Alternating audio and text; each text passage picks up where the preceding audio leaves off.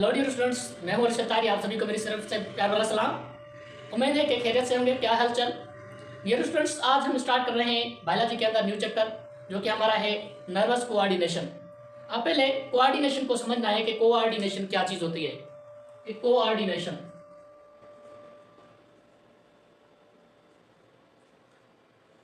इस कोऑर्डिनेशन का कॉन्सेप्ट आता है कि किसी काम को परफॉर्म करना और एक दूसरे के साथ मिलजुल कर, किसी काम को एक दूसरे के साथ मिलजुल कर का उस काम को परफॉर्म करना, उसी को कोऑर्डिनेशन कहते हैं। फॉर एग्जांपल, हमारे पास कोई स्टिमुलस आया है तो उससे स्टिमुलस को रेस्पॉन्स देना पड़ेगा। ये एक काम है। इस रेस्पॉन्स को सब हमारे सेल्स या बॉडी के जो भी ऑर्गेनाइजेशन होती है सब मिलकर जुलकर उस स्टिमुलाई को रेस्पॉन्स देंगे। इसी को हम कोऑर्डिनेशन कहेंगे। इस कोऑर्डिनेशन के अंदर एक फैमिली आती है। उस फैमिली के अंदर फैमिली के ग्रुप मेंबर्स होते हैं, फैमिली मेंबर्स होते हैं। वो सब एक दूसरे के साथ मिलजुल कर उस स्टिमुलाई को रेस्पॉन्स देते हैं, जिसे हम कोऑर्डिनेशन कहते हैं। फॉर एग्जांपल कैसे? फॉर एग्जांपल ये कि हमारे पास कोई स्टिमुलाई आया है कि हीट यानी टेम्परेचर को बढ़ाना या कम करना। फॉर एग्जांपल, गर्मी हो गई है, टेम्परेचर हमारे बॉडी टेम्परेचर से ज़्यादा हो गया है, तो हमें ये स्टिमुलाई मिल गया कि अब कुछ ना कुछ करना है। हमारे बॉडी के टेम्परेचर को नॉर्मल तो रखना है, तो क्या करना है?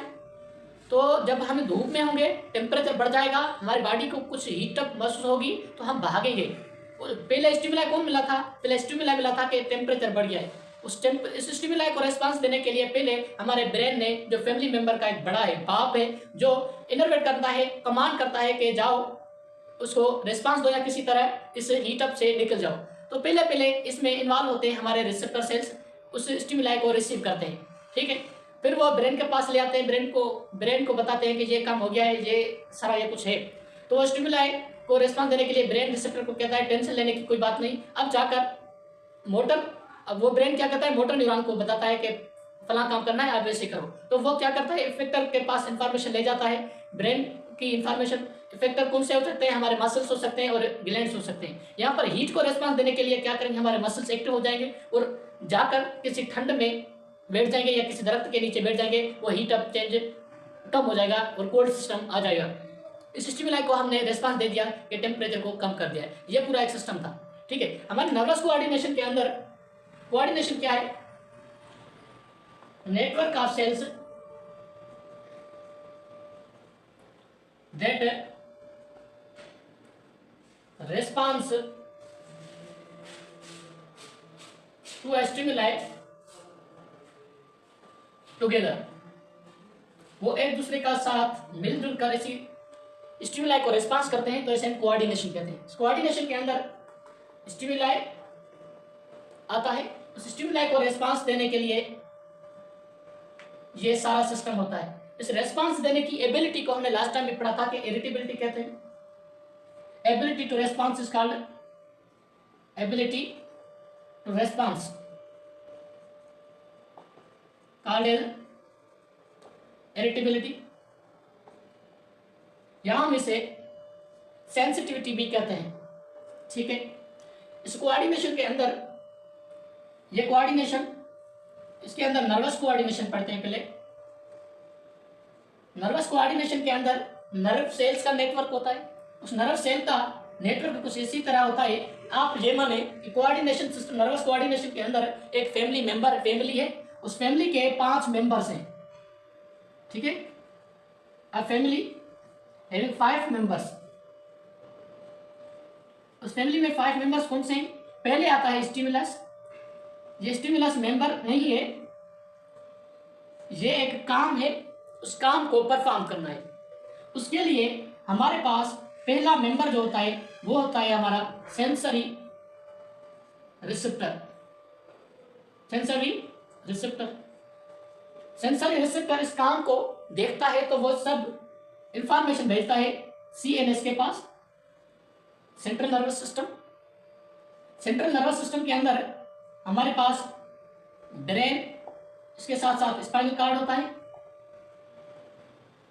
ठीक है, फिर जो इंफॉर्मेशन सेंसरी रिसेप्टर दे देते हैं सीएनएस को, तो सीएनएस क्या करता है, इंटीग्रेट करता है, एनालाइज करता है सब काम, ये देखता है कि क्या करना है। तो वो फिर ब्रेन कमांड बनाता है, उस कमांड को भेजता है किसी के पास, मोटर न्यूरॉन के जरिए बहता है इफेक्टर्स के पास। इफेक्टर हमारे कौन से? मसल और ग्लैंड्स होते हैं। वो मसल और ग्लैंड्स रेस्पॉन्स देते हैं, इस काम को परफॉर्म करते हैं, यानी कि final performance of that network, उसी काम का फाइनल परफॉर्मेंस कौन करता है? इफेक्टर करते हैं। लेकिन किसी की मदद से, एक बड़ी चेन है, पहले सेंसरी रिसेप्टर उसे रिसीव करता है। तो सेंसरी रिसेप्टर क्या चीज है? सेंसरी रिसेप्टर को पढ़ लेते हैं कि सेंसरी रिसेप्टर भी एक हमारे पास फैमिली मेंबर है, उस फैमिली मेंबर को पढ़ना है। इस फैमिली मेंबर्स सेंसरी रिसेप्टर को पढ़ना है कि सेंसरी रिसेप्टर क्या है। सेंसरी रिसेप्टर एक वो सेल है, वो रिसेप्टर है जो कि क्या करता है, हमारे एनवायरनमेंट के अंदर चेंजेस को रिसीव करता है, स्टिमुलाई को रिसीव करता है, यानी कि महसूस करता है। जब से जैसे ही सेंस कर देता है तो फिर उसे सीएनएस के पास भेज देता है। इसका मतलब ये सेंस करता है, senses the changes in environment. Sensory receptor क्या है? Senses the changes in environment, या वैसे कह सकते हैं कि स्टिमुलाई। किसी भी चेंज को हम क्या कहते हैं? किसी भी चेंज को हम स्टिमुलाई कहते हैं, यानी इस स्टिमुलाई को जो रिसीव करे उसे हम सेंसरी रिसेप्टर कहेंगे। इस सेंसरी रिसेप्टर के 5 कैटेगरीज हैं। 5 कैटेगरीज कौन से हैं? रिसेप्टर के बुनियाद पे, यानी स्टिमुलाई के बुनियाद पे 5 categories based on stimuli. Stimuli के बुनियाद पर 5 कैटेगरीज है। एक होता है मेकेनोरेसेप्टर, दूसरा होता है नोसिसेप्टर, तीसरा होता है केमोरेसेप्टर, इसके अलावा होता है फोटोरिसेप्टर, पांचवा हमारा होता है थर्मो रिसेप्टर। ये हमारे पास 5 किस्म के रिसेप्टर हैं या सेंसरी रिसेप्टर्स, जो कि स्टिमुलाई को रिसीव करते हैं, चेंजेस को सेंस करते हैं, उन चेंजेस को रिस्पांस दिलाने के लिए हो जाते हैं ब्रेन के पास। ब्रेन इंटीग्रेट करता है उस इंफॉर्मेशन को कि क्या हो गया, क्या करना है, तो वो मोटर न्यूरॉन के पास भेजता है, इफेक्टर के पास, और वो इफेक्टर रेस्पॉन्स देता है। तो मैकेनो रिसेप्टर क्या करता है? मैकेनो रिसेप्टर 5 किस्म के स्टिमुलाई को सेंस करता है। वो कौन से होते हैं? एक होता है कि स्ट्रेस को, इसके अलावा प्रेशर को, इसके अलावा साउंड को, ठीक है। इसके अलावा कौन कौन काम होते हैं मैकेनो रिसेप्टर्स? प्रेशर है, टेम्परेचर है, स्ट्रेस है। 5 किस्म के जो है मैकेनो रिसेप्टर स्टिमुलाई को रिसीव करता है। ये 3 है, आंसर हो सकते हैं। नोसिसेप्टर क्या करता है? नोसिसेप्टर हमारे पास पेन रिसेप्टर होता है। पेन रिसेप्टर होता है जो कि पेन को रिसीव करता है। कहीं डैमेज हो गया, इरिटेबल इंजरी वगैरह हो गई, हमारे बोन्स रप्चर हो गए, उस बोन्स के रप्चर की वजह से दर्द महसूस होगा, वो महसूस कौन करेंगे? नोसिसेप्टर होंगे। इसके साथ साथ केमो रिसेप्टर होते हैं। केमो रिसेप्टर क्या करते हैं? केमिकल रिसेप्टर होते हैं। केमिकल चेंजेस जो हमारे फॉर एग्जांपल सॉल्यूट कंसंट्रेशन में चेंज होता है, ब्लड के अंदर कार्बन डाइऑक्साइड ऑक्सीजन चेंज हो जाती है, उन चेंजेस को स्टिमुलाई होती हैं, उनको रिसीव कौन करता है? हमारे पास केमो रिसेप्टर होते हैं कि ब्लड में ये कम हो गया, सोडियम लेवल कम हो गया, कैल्शियम लेवल कम हो गया, ये सॉल्यूट की कंसंट्रेशन होता है सॉल्यूशन के अंदर, वो सब रिसीव करने वाले कौन होते हैं? केमो रिसेप्टर होते हैं। फॉर एग्जाम्पल पेनक्रियाज जो प्रोटीन के जो सेल्स होते हैं, रिसेप्टर इंसुलिन ग्लूकागोन, वो क्या करते हैं? ग्लूकोज लेवल को चेंज होने को रिसीव करते हैं कि चेंज हो गया है, ब्लड ग्लूकोज लेवल चेंज हो गया है, तो वो कौन होते हैं? Chemo receptors. For example solute concentration लिख देते हैं, सॉल्यूट कंसंट्रेशन को रिसीव करते हैं, उसे स्टिमुलाई कहलाता है कि सॉल्यूट कंसंट्रेशन चेंज हो गया है। और उसके साथ साथ फोटो रिसेप्टर होते हैं। फोटो रिसेप्टर को इलेक्ट्रोमैग्नेटिक रिसेप्टर भी कहा जाता है। इलेक्ट्रोमैग्नेटिक रिसेप्टर, क्योंकि इलेक्ट्रोमैग्नेटिक रिसेप्टर क्या करता है कि इलेक्ट्रोमैग्नेटिक रेडिएशंस को रिसीव करता है। इलेक्ट्रोमैग्नेटिक रेडिएशंस क्या होती है? वो लाइट होते हैं, लाइट की इंटेंसिटी को चेंज होते हुए ये फोटो रिसेप्टर उसे रिसीव करते हैं कि आज टेम्परेचर बढ़ गया इंटेंसिटी ऑफ लाइट की वजह से, इंटेंसिटी ऑफ लाइट आज बढ़ गई है, कम हो गई है, वैसे वो सब स्टिमुलाई है। दूसरी है फोटो रिसेप्टर्स हमारे पास आई के अंदर होते हैं, आई के अलावा हमारे बॉडी के किसी और पार्ट में होते ही नहीं, ठीक है।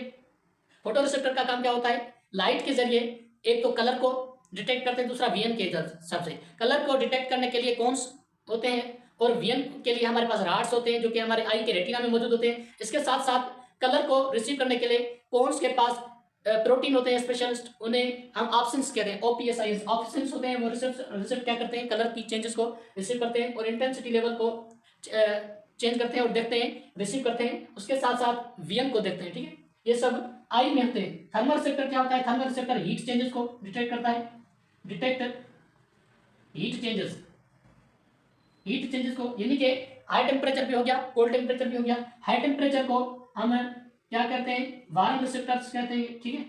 वार्म रिसेप्टर्स, वार्म रिसेप्टर क्या करते हैं, हमारे बॉडी टेम्परेचर के ज्यादा टेम्परेचर को डिटेक्ट करते हैं, और कोल्ड रिसेप्टर्स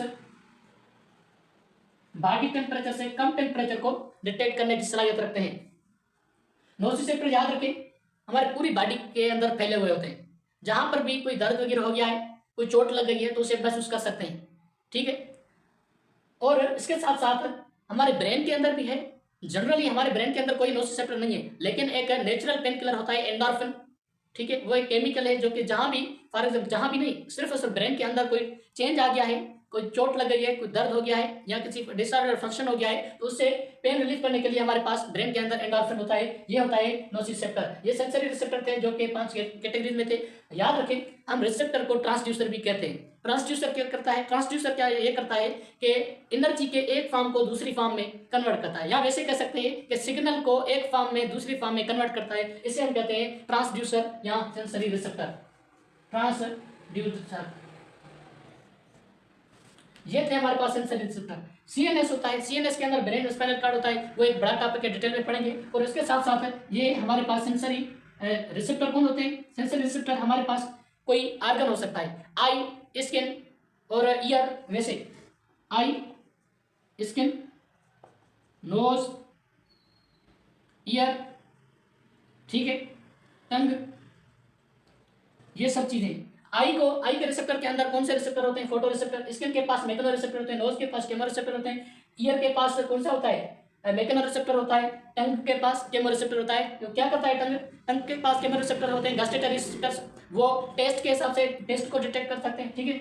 फोटो रिसेप्टर, अच्छा केमो रिसेप्टर। नोज के पास भी केमो रिसेप्टर होते हैं जो कि स्मेल की चेंजेस को डिटेक्ट करते हैं कि कोई फ्रेग्रेंस आ गई या अनप्लेजेंट स्मेल आ गई, तो वो सब कौन रिसीव करता है, केमो रिसेप्टर रिसीव करता है। केमो रिसेप्टर नोज के अंदर नेजल एपिथेलियम में मौजूद होते हैं, जबकि ईयर टंग के अंदर, टंग के सरफेस के ऊपर पेपिलाई की फॉर्म में होते हैं, ठीक है। जिसे हम क्या कहते हैं, बर्ड्स कहते हैं। वो बर्ड्स तकरीबन 1000 से ज्यादा हो सकते हैं, 10,000 से ज्यादा हो सकते हैं, जो कि टेस्ट को डिटेक्ट कर सकते हैं। ये हमारे पास इतने सेंसरी रिसेप्टर्स। सीएनएस के सेंसरी रिसेप्टर के अंदर सेंसरी न्यूरॉन होते हैं, सेंसरी न्यूरॉन होते हैं जो कि इंफॉर्मेशन को भेजते हैं सीएनएस के पास। सीएनएस के पास भी इंटर न्यूरॉन होते हैं।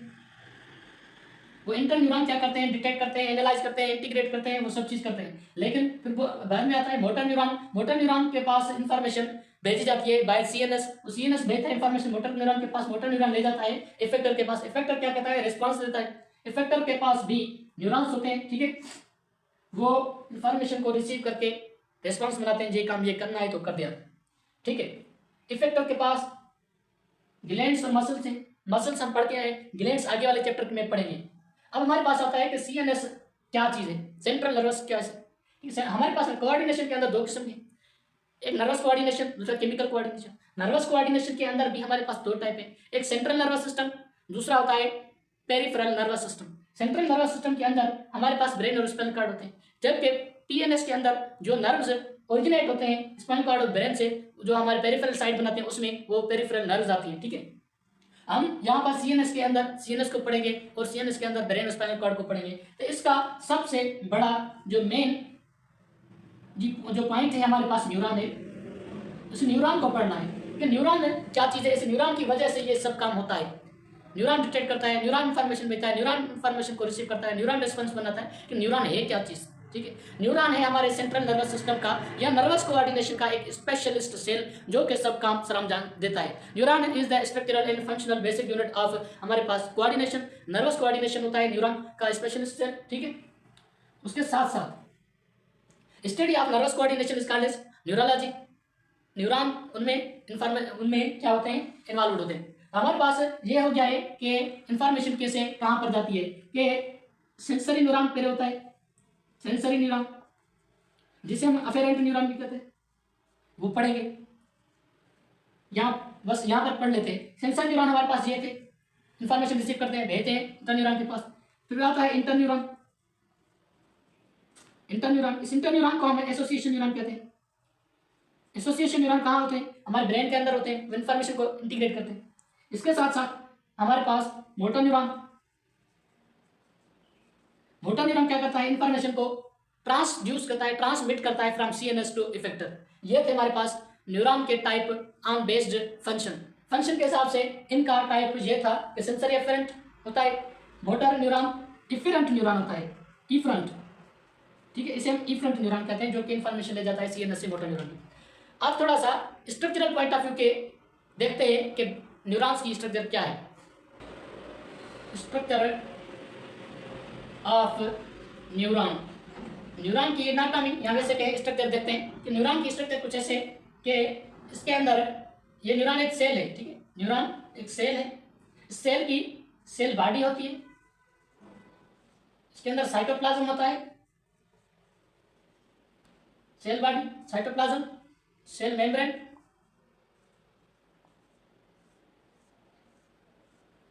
इसके सेल बॉडी को सोमा कहते हैं। सोमा का मेजर काम यह होता है कि वो न्यूरोट्रांसमीटर्स बनाता है। न्यूरोट्रांसमीटर्स केमिकल मटेरियल्स होते हैं, ठीक है। सोमा के अंदर न्यूक्लियस होता है, न्यूरोट्रांसमीटर्स बनाता है। मैन्युफैक्चरेशन ऑफ न्यूरोट्रांसमीटर कहाँ होता है, न्यूरॉन की सेल बॉडी के अंदर।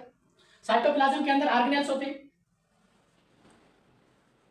ऑर्गेनेल्स कौन से होते हैं, एक होता है निजल्स बॉडीज, निजल्स बॉडीज या निजल्स ग्रेन्यूल्स कहते हैं। तो निजल्स बॉडीज के अंदर क्या चीज होता है, राइबोसोम्स होते हैं और रफ एंडोप्लाज्मिक रेटिकुलम की नेटवर्क होती है। राइबोसोम्स को हम प्रोटीन फैक्ट्री कहते हैं। आपने पढ़ा फर्स्ट ईयर के अंदर, वो प्रोटीन रिसेप्टर्स और रफ एंडोप्लाज्मिक रेटिकुलम एक दूसरे के साथ मिलजुल कर प्रोटीन बनाते हैं, प्रोटीन फॉर्मेशन। राइबोसोम्स को हम प्रोटीन फैक्ट्री कहते हैं, जहां पर मेजर मिकदार में, वाफर मिकदार में प्रोटीन बनता है, ठीक है। सेल मेम्ब्रेन को हम न्यूरॉन का न्यूरोलेमा कहते हैं, न्यूरोलेमा कहते हैं। न्यूरोलेमा के पास रिसेप्टर होते हैं, वो रिसेप्टर रिसीव करते हैं इंफॉर्मेशन को, फिर वो भेजते हैं किसके पास, सीएनएस के पास। अच्छा, ये था स्ट्रक्चर ऑफ न्यूरॉन। इसके बाद कुछ है और हाँ है, क्या है, डेंड्राइट होते हैं। डेंड्राइट के अलावा एक्सान होता है। डेंड्राइट क्या होता है, डेंड्राइट्स दरअसल डेंड्रॉन, ग्रीक वर्ड डेंड्रॉन से लिया गया है, इसका मतलब है ट्री। ट्री क्या करता है, ट्री के पास पहले होता है ट्रंक, ठीक है। ट्रंक बड़ा होकर छोटी छोटी ब्रांचेस में कन्वर्ट होती है, उन ब्रांचेस में टहनियाँ होती है, स्मॉल स्मॉल टहनियाँ, और उसके साथ उन ब्रांचेस में, टहनियों में पत्तियाँ होती है। वैसे वैसे एक नेटवर्क बड़ी फैलती है, और उस फैलती हुई नेटवर्क के साथ हमें क्या मिलता है, बड़ी सरफेस एरिया मिलता है, जिसके हिसाब से सेंसरी रिसेप्शन से जल्दी भी होती है, ठीक है। तो वो डेंड्राइट्स ब्रांचेड टेंड्राइल्स होते हैं, या नेटवर्क होता है like tree. Greater surface area, वो सरफेस एरिया बढ़ा देते हैं सेल के, ठीक है। Extend outward the cell body, extend outward cell body, जो सेल बॉडी के बाहर एक्सटेंड होते हैं, सेम डेंड्राइट कहते हैं। डेंड्राइट का काम फिर पढ़ते हैं। एक्सान क्या होता है, axon longest extension of neuron that makes neuron longest cell of all।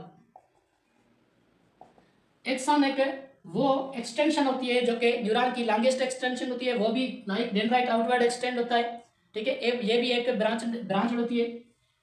Action क्या करता है, एक्सन की वजह से ही हमारी बॉडी के अंदर लॉन्गेस्ट सेल है वो हमारे पास न्यूरॉन है। क्यों लॉन्गेस्ट सेल है न्यूरॉन, इसलिए है कि एक्सन उसकी जो है लॉन्गेस्ट है, एक्सन की वजह से न्यूरॉन भी लॉन्गेस्ट है। तो एक्सन के अंदर फिर पढ़ते हैं, एक्सन एक सेल की तरह एक्ट करता है। एक्सन के साइटोप्लाज्म को हम कहते हैं एक्सोप्लाज्म। उसकी सेल मेम्ब्रेन को कहते हैं एक्सोलिमा, जैसे हमने यहां पर न्यूरोलिमा पढ़ा है, एक्सोलिमा। साइटोप्लाज्म को एक्सोप्लाज्म, ठीक। और याद रखें एक्सॉन कवर्ड होता है by myelin sheath. Myelin sheath क्या है? इंसुलेटिंग लेयर होती है, और एक्सॉन के जरिए ये इंफॉर्मेशन ट्रांसमिट होती है। इंफॉर्मेशन जल्दी ट्रांसमिट करना और लेट से ट्रांसमिट करना, ये इस पर डिपेंड करता है कि एक्सॉन माइलिनेटेड है या अनमाइलिनेटेड है।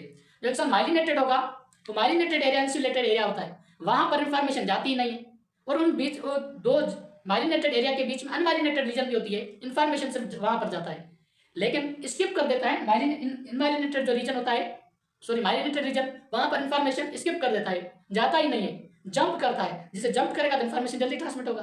वो पढ़ेंगे speed of the nervous impulse के साथ। तो डेंड्राइट क्या करता है? डेंड्राइट इंफॉर्मेशन रिसीव करता है फ्रॉम स्टिमुलाई, इंफॉर्मेशन रिसीव करता है, इन्हीं के स्टिमुलाई को रिसीव करता है कौन? डेंड्राइट। और डेंड्राइट क्या करता है? इंफॉर्मेशन को सोमा के पास ले आता है। सोमा से रिसीव करने वाला जो होता है वो होता है एक्सॉन, और एक्सॉन फिर अदर न्यूरॉन और सेल्स को इंफॉर्मेशन भेजता है। एक्सॉन सोमा के अंदर जिस रीजन से निकलता है हम उसे क्या कहते हैं? हम उसे कहते हैं एक्सॉन। जहां पर एक्सॉन निकलता है ना सेल बॉडी से, वहां पर क्या कहते हैं? एक्सॉन हाइलक। क्या? एक्सॉन हाइलक कहते हैं। इसके साथ साथ हम जो कुछ पढ़ रहे हैं वो क्या पढ़ेंगे? कुछ सपोर्टिंग सेल्स पढ़ेंगे न्यूरोग्लिया के साथ साथ, ठीक है। वेरी डियर स्टूडेंट्स, आपको पता होना चाहिए कि कोई भी जब काम किया जाता है, परफॉर्म किया जाता है, तो एक कोई बंदा कर सकता है, लेकिन उसके साथ साथ उसे पार्टनर भी चाहिए, उसके साथ साथ उसे जो हेल्पर भी चाहिए। वो हेल्पर क्या चीज़ होते हैं? हमारे नर्वस सिस्टम के अंदर किसी काम को परफॉर्म करने के लिए, फॉर एग्जाम्पल इंफॉर्मेशन भेजना है एक जगह से दूसरी जगह पर, तो हमें न्यूरॉन काम करते हैं उसका। वो न्यूरॉन कभी कभी थक जाते हैं, तो उन न्यूरॉन को सपोर्टिंग सेल्स होते हैं, वो सपोर्टिंग सेल्स होते हैं ग्लियल सेल्स, जिन्हें हम न्यूरोग्लिया कहते हैं। न्यूरोग्लिया और ग्लियल सेल्स, न्यूरोग्लिया या ग्लियल सेल्स होते हैं। These are supporting cells of neuron, और न्यूरॉन के सपोर्टिंग सेल्स होते हैं। दे सपोर्ट द न्यूरॉन्स, वो बस हो गया है। They facilitate nerve transmission, nerve impulse transmission through neuron. Neuron क्या करते हैं? इंफॉर्मेशन को ट्रांसमिट करते हैं, लेकिन हेल्प कौन करते हैं? न्यूरोग्लिया। इसके साथ साथ they provide nutrition to neurons. Neurons को क्या करते हैं? न्यूट्रिशन भेजते हैं। न्यूरॉन को दे क्या करते हैं? They remove waste material from neurons. क्या आपको पता है कि न्यूरॉन सेल्स होते हैं और कोई भी सेल डिवाइड होता है, लेकिन ये सेल डिवाइड नहीं होता। क्यों? कि इसके अंदर सार्कोसोम नहीं है। जो सार्कोसोम कौन होता है? सार्कोसोम उसमें होता है, सार्कोमेर के अंदर होता है, लेकिन इसके अंदर क्रोमोसोम लाइक मटीरियल नहीं होता, इसलिए ये डिवाइड भी नहीं होता, ठीक है। तो हम ये कह सकते हैं कि दे प्रोवाइड माइलिन शीथ, वो माइलिन शीथ प्रोवाइड करते हैं। माइलिन शीथ इंसुलेटिंग लेयर होती है जो कि इंफॉर्मेशन को ट्रांसमिट नहीं कर सकती। को हमारे पास न्यूरोग्लिया दो टाइप होते हैं, एक होता है श्वान सेल्स, एक होते हैं श्वान सेल्स, दूसरे होते हैं ओलिगोडेंड्रोसाइट्स।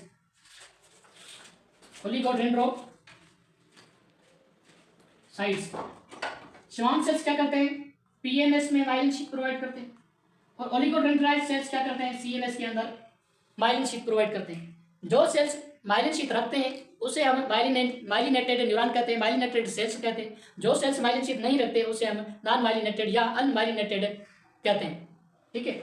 ये कंप्लीटली माइलिन शीथ नहीं होती किसी सेल के अंदर। जहां पर माइलिन शीथ होता है हम उसे माइलिनेटेड एरिया कहते हैं, जहां पर माइलिन शीथ नहीं होता उसे हम क्या कहते हैं? Node of रेनवायर। और न्यूरोफाइब्रिल्स। ठीक है, ये था सेंसरी तो श्वान सेल्स और ओलिगोडेंड्रोसाइट्स, ये थे हमारे सपोर्टिंग सेल्स, न्यूरोग्लिया या ग्लियल सेल्स। उम्मीद करता हूँ कि आज का ये वाला टॉपिक आपको बहुत अच्छे तरीके से समझ में आ गया होगा, क्योंकि हमारे नर्वस सिस्टम जो होता है हमारी पूरी बॉडी को चलाता है, इन्फॉर्मेशन को रिसीव करके भेजते हैं यहाँ पर वहाँ पर, वो काम वो सब काम आपको भी आता है, वो सब काम आप भी करते हैं, लेकिन ये एक स्पेशलिस्ट सिस्टम है। आप दुनिया के अंदर करते हैं, फिजिकली करते हैं, ये हमें दिखाई नहीं दे रहा। ठीक है, ये सब काम हो गया।